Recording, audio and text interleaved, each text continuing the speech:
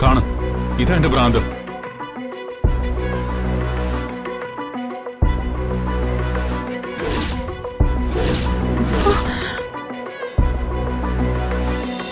നിനക്കും ഗൗരിമോൾക്കും അവളെ നഷ്ടപ്പെടാതിരിക്കാൻ, അവൾക്ക് ഓർമ്മകൾ തിരിച്ചു കിട്ടാതിരിക്കാൻ.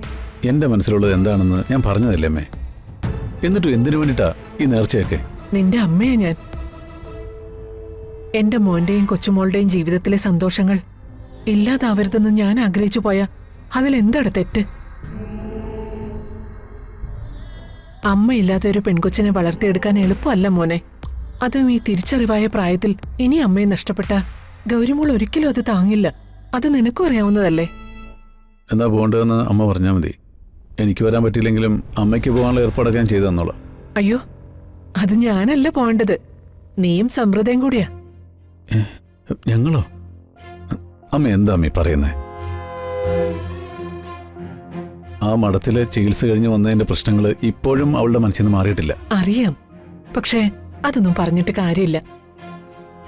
നീ എങ്ങനെയെങ്കിലും അവളെ പറഞ്ഞ് സമ്മതിപ്പിക്കണം. അവളെയും കൊണ്ട് നീ പോയേ പറ്റൂ. പിന്നെ ഇത് ഓർമ്മ തിരിച്ചു കിട്ടാനുള്ള ചികിത്സയും പൂജയൊന്നും അല്ലല്ലോ. സ്വരച്ചേർച്ചയില്ലാത്ത ഭാര്യ ഭർത്താക്കന്മാർ ഈ പൂജയിൽ പങ്കെടുത്ത അതോടെ ദാമ്പത്യ ജീവിതം ദൃഢമാകുമെന്ന വിശ്വാസം. നേരിട്ട് അനുഭവമുള്ള എത്ര പേരെ എനിക്കറിയാന്നോ. അതിന് എനിക്കും സമൃദ്ധിക്കിടയിൽ അങ്ങനത്തെ പ്രശ്നങ്ങളൊന്നും ഇല്ലല്ലോ അമ്മേ. പിന്നെ എന്തോ ഒരകൽച്ച അതവൾക്ക് ഇപ്പോഴും എന്നോടുണ്ട്. പക്ഷേ ഇനി പതിയെ പതിയെ മാറ്റിയെടുക്കാൻ എനിക്കറിയാം. ഒരു കാലത്തും നിങ്ങൾ പിരിയാതിരിക്കണം. അതിനു വേണ്ടിയാ ഞാൻ ഈ വഴിപാട് നേർന്നത്. നിങ്ങൾ അവിടെ പോയി തൊഴുതു വന്ന നീ ആഗ്രഹിക്കുന്നത് പോലെ ഒരു സമൃദ്ധയെ നിനക്ക് തിരിച്ചു കിട്ടും. പക്ഷേ സമൃദ്ധിയോട് ഇതെങ്ങനെ ഒന്ന് അവതരിപ്പിക്കുമെന്ന? ഇത്രയൊക്കെ പരീക്ഷണങ്ങൾ നമ്മൾ നടത്തിയില്ലേ മോനെ.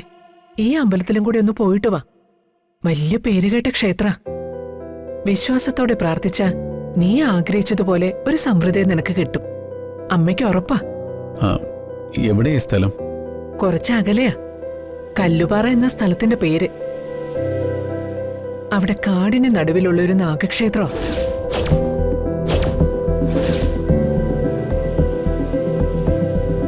മൂന്ന് വർഷത്തിലൊരിക്കലാ അവിടെ നട തുറക്കുന്നത്. 4 ദിവസത്തെ നാഗപൂജ, 5-ാം ദിവസം ദമ്പതി പൂജയും മഹാപൂജയും. 5 ദിവസത്തെ വ്രതമെടുത്ത് തൊഴുതു വന്നാ പിന്നെ നിന്റെയും സമൃദ്ധയുടെയും ജീവിതത്തിൽ സന്തോഷത്തിനും ഐശ്വര്യത്തിനും ഒരു കുറവും ഉണ്ടാവില്ല. ഞാനൊന്ന് സമൃദ്ധിയോട് സംസാരിച്ച് നോക്കട്ടെ. എന്ത് സംസാരിക്കുന്ന കാര്യ ഗൂഗിൾ?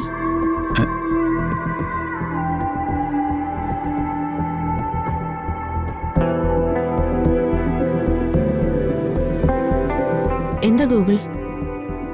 അത് പിന്നെ എടോ, അതെ, അമ്മയ്ക്കൊരു നേർച്ചയുണ്ട്. ദൂരെയുള്ളൊരു അമ്പലത്തിലാ. ഞാനും താനും കൂടെ ഒന്ന് പോണെന്നാ അമ്മ പറയുന്നത്. അതിനെന്താ, സൗകര്യമായിട്ടുള്ള ദിവസം അമ്മയും കൂട്ടി നമുക്ക് പോവാം. അല്ല മോളെ, നിങ്ങൾ മാത്രം പോയാ മതി. പക്ഷേ പൂജ മറ്റന്നാളാ തുടങ്ങുന്നത്. അതിന് നാളെയെങ്കിലും പുറപ്പെടണം. നാളെയോ? മോളെ, തടസ്സമൊന്നും പറയരുത്. അമ്മ നേർന്നു പോയതാ. പോയില്ലെങ്കിൽ അത് വലിയ ദൈവദോഷാവും. ഓഫീസും കാര്യങ്ങളൊക്കെ മാറ്റിവെച്ച് പോവാൻ ഗൂഗിളിനും ബുദ്ധിമുട്ടാവില്ലെങ്കിൽ നാളെ തന്നെ പുറപ്പെടാം. അമ്മ നേർന്നു പോയതല്ലേ. പോകാം.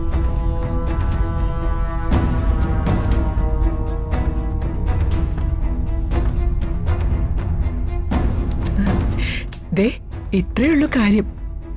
നാളെ രാവിലെ തന്നെ പുറപ്പെടാൻ ഒരുങ്ങിക്കോ.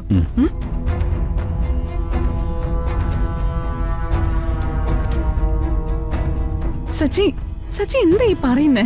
സത്യം, പച്ചയായ സത്യം. സച്ചി, ദേ, ഗൂഗിൾ സാറിന്റെ കുടുംബം നശിപ്പിക്കരുത്. എനിക്ക് ആരുടെയും കുടുംബം നശിപ്പിക്കണമെന്നില്ല വക്കീലേ. എല്ലാരും കൂടി എന്നെ ചതിക്കുക. അവള് എന്റെ അർച്ചനയാ, എന്റെ കുഞ്ഞിന്റെ അമ്മയാ. അവരെങ്ങനെയാ ഗോകുൽ സാറിന്റെ ഭാര്യ മകളോ ആവുന്നേ? ഞാനവരെ തിരിച്ചു കൊണ്ടുവരും. അത് ഇന്നലെ പോയതുപോലെ ആവില്ല. ഇന്നലെ അവിടെ പോയിരുന്നോ? ആ, പോയിരുന്നു.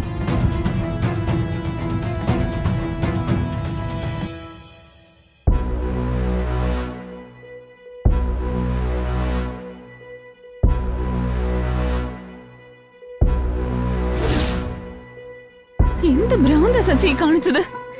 കാണണോ എന്റെ ഭ്രാന്ത് എന്താണെന്ന്? കാണണോന്ന് കാണിച്ചു തരാം.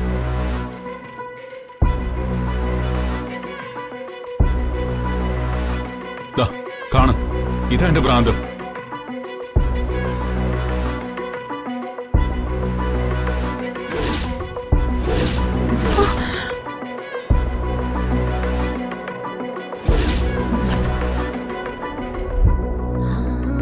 നോക്ക്, ഓരോന്നോരോന്നായി നോക്ക്.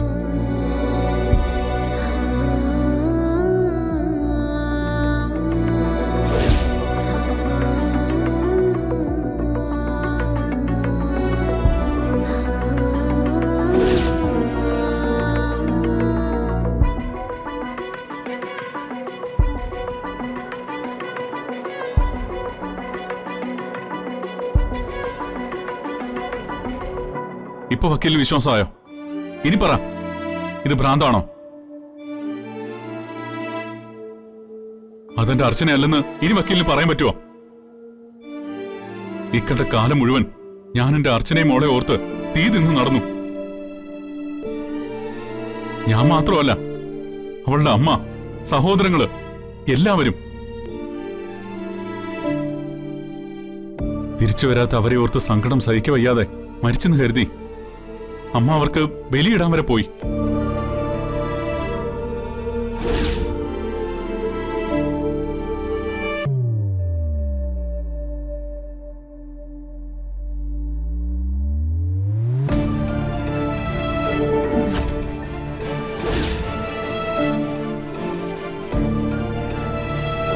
എന്നിട്ടിപ്പോ അവളങ്ങനെ മറ്റൊരാളുടെ ഭാര്യയാവും. അതിന്റെ പിന്നിൽ എന്താണ് സംഭവിച്ചത് എനിക്കറിയണം. എന്റെ അർച്ചനയും കുഞ്ഞിനെയും എനിക്ക് തിരിച്ചു വേണം. ഇതുവരെ ഞാനിത് ആരോടും പറഞ്ഞിട്ടില്ല. ഞാൻ ഇന്നലെ ഇത്രയും പ്രശ്നങ്ങൾ മാത്രമേ ഉണ്ടാക്കിയിട്ടുള്ളൂ. പക്ഷേ അമ്മയും ബാക്കിയുള്ളവരിത് അറിഞ്ഞാലുള്ള അവസ്ഥ അറിയാലോ. എനിക്കിപ്പോ ഇത് ആരോടും പറയാനുള്ള ശക്തിയില്ല. അവളിപ്പോ വേറൊരാളുടെ ഭാര്യയും എന്റെ കുഞ്ഞ് വേറൊരാളുടെ മകളുമാണെന്ന് അറിഞ്ഞാ അവരെല്ലാം തകർന്നു പോവും. സച്ചി, അവക്കിത് എങ്ങനെ കഴിഞ്ഞു എന്നെ മറന്ന് മറ്റൊരാളുടെ ഭാര്യയായി ജീവിക്കാൻ? അറിയണം, എനിക്കത് അറിയണം. സമൃദ്ധ മാഡത്തിന് ഒന്നും ഓർമ്മയില്ലെന്നല്ലേ ഗൂഗിൾ സാർ നമ്മളോട് പറഞ്ഞത്? അതിനല്ലേ ട്രീറ്റ്മെന്റിന് പോയത്? സമൃദ്ധ പോലും. എന്റെ അർച്ചന എങ്ങനെ സമൃദ്ധയായി? ഇപ്പൊ എനിക്കൊരു കാര്യം മനസ്സിലായി. അവക്ക് ഒന്നും ഓർമ്മയില്ല. ഓർമ്മയുടെ ഒരു കണികെങ്കിലും അവളിൽ ബാക്കിയുണ്ടായിരുന്നെങ്കിൽ അവള് വേറൊരാളുടെ ഭാര്യ ആകുമായിരുന്നില്ല. ഓർമ്മയില്ലാത്ത എന്റെ ഭാര്യയെ എല്ലാരും കൂടി ചതിച്ചതാ. സത്യം അത് തന്നെ ആയിരിക്കും. ഓർമ്മയില്ലാതെ സച്ചി അർച്ചന എങ്ങനെ തിരിച്ചറിയും? വക്കീലേ, അവൾ എന്റെ അർച്ചനയാണെങ്കിൽ എന്നെ തിരിച്ചറിയാതിരിക്കാൻ അവക്ക് പറ്റില്ല.